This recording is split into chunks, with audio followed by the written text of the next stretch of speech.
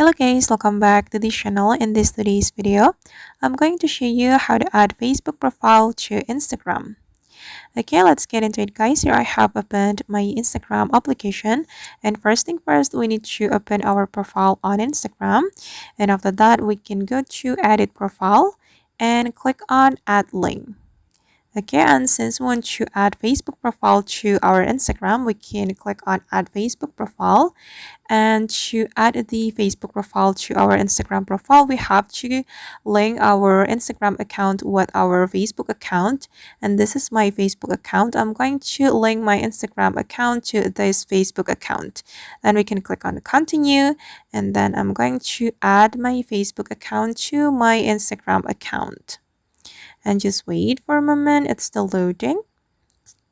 Okay, and now I'm going to add profile link.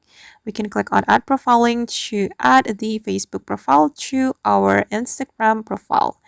Okay, and now my Facebook profile has been added, and I'm just going to check it on my profile. As you can see guys, that I have added my Facebook profile to my Instagram. And if we click on this Facebook profile, our